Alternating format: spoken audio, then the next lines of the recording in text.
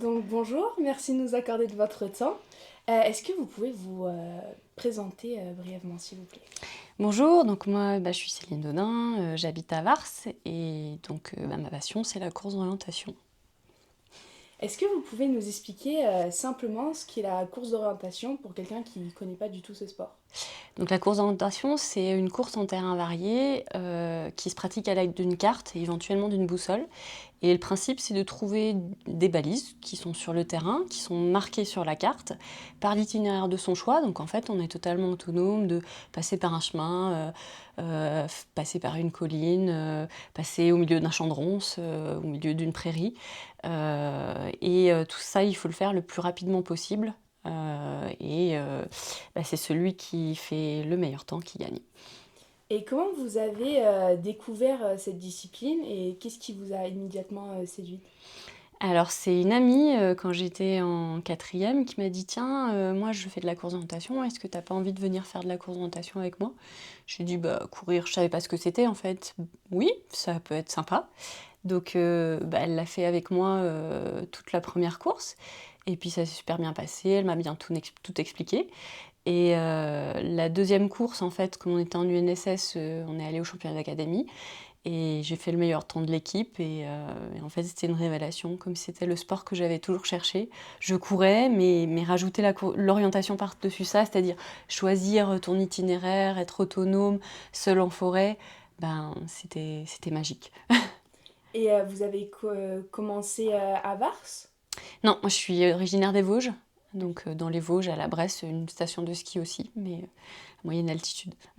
Les terrains de ski, c'est parfait pour faire de la course d'orientation. C'est la montagne en fait, mais après il y en a partout, hein, en plaine, à partir du moment où il y a une forêt. Et puis depuis 2000-2003, on sort aussi de la forêt et on fait beaucoup de courses en ville. On découvre des endroits magiques en course d'orientation, Venise, Carcassonne, Euro Disney, on a fait ça à minuit une fois. Du coup, ça donne encore une autre façon de s'orienter avec des défis différents et puis c'est magnifique, enfin, c'est chouette aussi, quoi. Et quels sont les défis mentaux et physiques de la course d'orientation à haut niveau? Alors, la course d'orientation à haut niveau, ça allie la tête et les jambes. Donc, c'est pas parce qu'on est le plus fort physiquement qu'on va être le plus fort en course d'orientation. C'est pas parce qu'on va être le plus fort en orientation qu'on va être le meilleur, parce qu'en fait, il faut quand même avoir une base physique minimum. Il faut arriver à adapter, à avoir la meilleure préparation physique possible, mais tout en gardant à l'esprit qu'il faut toujours, quand on va être en compétition, orienter par-dessus. C'est-à-dire repousser ses limites physiques maximum avant de se retrouver dans le rouge, c'est-à-dire ne plus pouvoir cogiter et être attentif et être efficace dans son orientation. C'est être sur le fil à chaque instant, optimiser par rapport à ses compétences physiques. Par exemple, si quelqu'un est très véloce, il va plutôt prendre un chemin qui va d'une balise à une autre ou emprunter un chemin sur une partie. Quelqu'un qui est plus montagnard physique, il va peut-être privilégier un itinéraire plus court, mais en passant par une petite colline ou avec plus de dénivelé.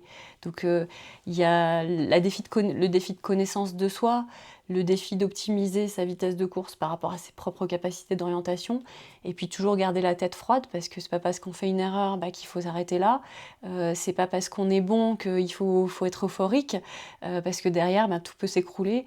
Quand on voit des gens en forêt, faut rester zen et rester dans sa bulle, garder sa propre orientation, parce que c'est pas parce qu'on se fait rattraper que l'autre est meilleur. On peut avoir fait une petite erreur, c'est pas parce qu'on rattrape que du coup on va être meilleur. Donc tout ça, il faut en faire quelque chose et arriver à aller au bout. Et donc, vous avez accumulé de nombreux titres, donc je suppose que savoir cette mentalité, ça a été la clé de votre succès. Oui, c'est donner le maximum, donner de l'engagement. Ce que je retiens des titres, donc j'ai été triple championne du monde en 2003, mais aussi cette année en 2023 et en 2025 en catégorie W40-45. C'est vraiment ces titres, en fait, justement, je viens d'écrire dessus pour la revue fédérale. Ça a été aller chercher le meilleur de soi au bon moment. c'est arriver à se monopoliser tout le corps, tout l'esprit pour donner le meilleur de soi, le meilleur de son orientation, le meilleur physiquement. Et puis, tu as l'impression que rien ne peut t'atteindre parce que tu es vraiment complètement focus sur cet objectif qui est de réussir sa course, qui n'est pas forcément d'être champion du monde, mais qui est je veux réussir ma course et derrière je vois ce que ça va donner. Et surtout jamais penser aux résultats avant d'avoir franchi la ligne d'arrivée. Et quels ont été les obstacles que vous avez dû surmonter au fil de votre carrière? Est-ce qu'il y en Et a eu? ben oui, il y en a toujours. Moi, premier obstacle, ça a été que j'ai commencé sur le tard.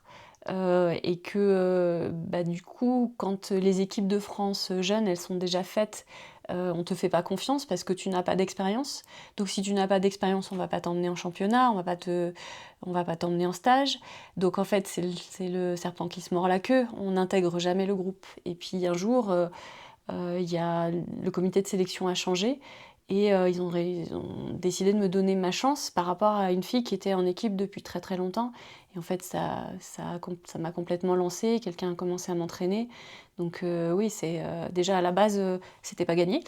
Et puis après, bien sûr, des grosses blessures, il y en a eu. Enfin, je pense à ouais, une cheville où j'ai cassé tous les ligaments que je pouvais casser. Donc après, ça n'a jamais été des fractures, mais ça m'a quand même empêché de faire quoi que ce soit pendant 2 mois. On a réussi à maintenir quelque chose et j'ai quand même réussi à faire les championnats du monde l'année-là. Mais bon, voilà. Et puis après, j'ai eu quelques petits soucis personnels de santé qui m'ont empêché d'en faire pendant 4-5 ans. Et revenir, ça a été magique. C'est toujours une belle résilience de pouvoir repartir. Maintenant, on va faire une focalisation sur le Club des 300, donc qui est un programme qui est à l'initiative du CNOSF et avec qui vous allez participer avec le comité régional olympique et sportif de la région Sud.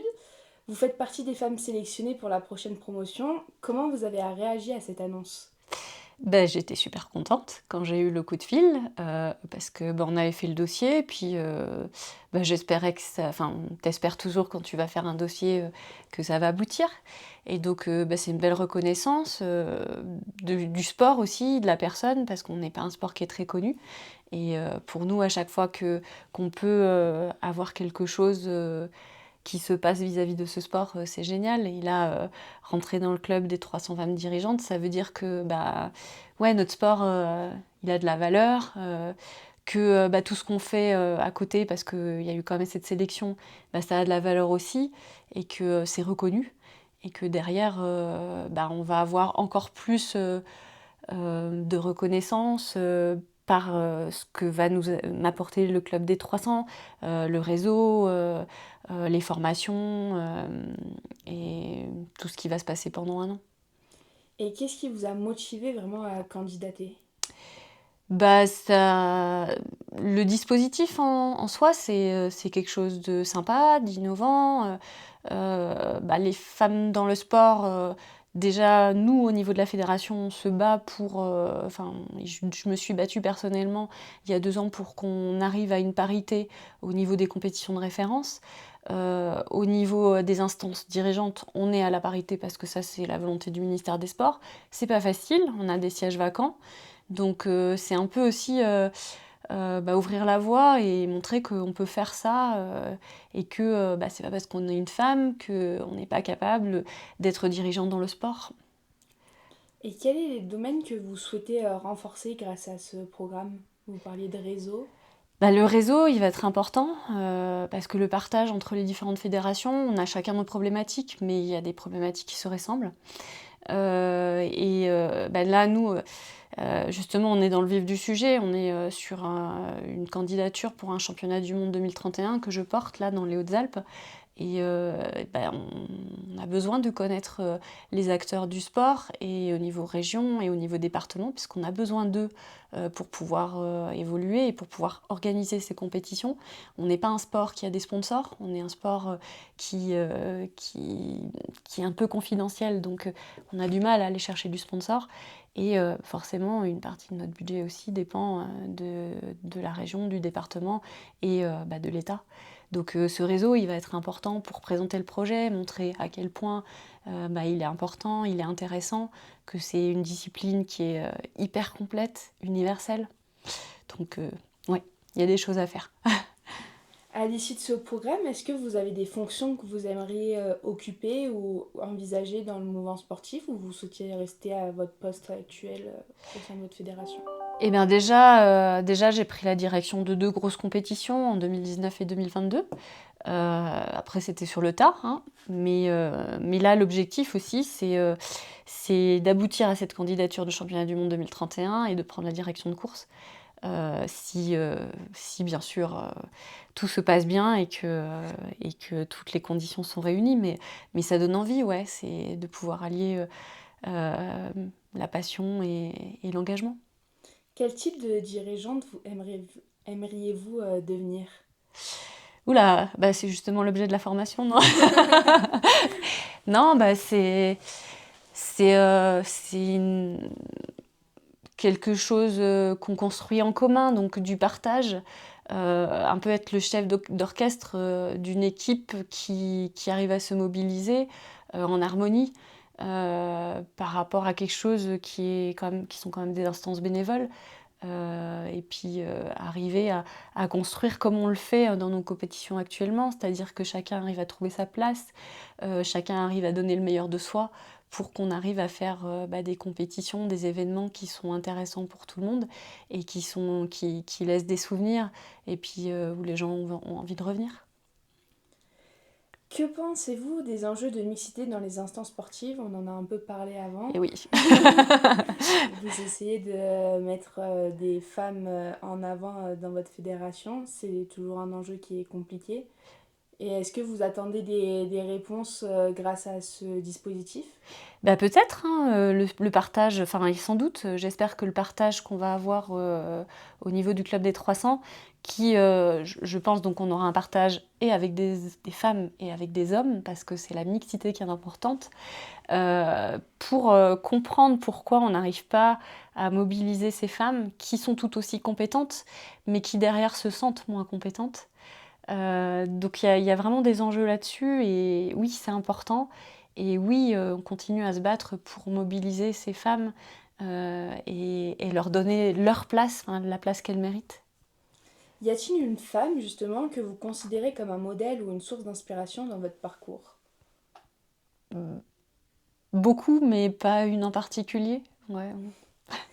Si vous pouviez changer une chose dans le sport français aujourd'hui, qu'est-ce que ce serait? Bah, c'est justement ces instances dirigeantes. L'autre jour, je me souviens, j'ai vu une réunion là qui était postée sur le centre d'entraînement en altitude de Font-Romeu. Je vois que des hommes, quoi. Je me dis, mais on a oublié une partie de la population. En fait, la population, c'est 50% de femmes. Et on se retrouve à être dirigé par les hommes. Bah ouais, ça, il faut le changer. Il faut arriver à trouver les clés pour mobiliser les femmes et puis montrer qu'elles ont une place à jouer, qu'elles ont un rôle, que les spécificités, la façon de penser des femmes, elle est importante pour construire les choses encore mieux que si c'était que des hommes. Et pour finir, quel message souhaiteriez-vous adresser aux femmes du monde sportif qui hésitent encore à se lancer dans des fonctions de responsabilité? Croyez en vous. Super, merci beaucoup pour cet échange et on espère vous revoir à la fin de votre formation. Merci, bonne journée.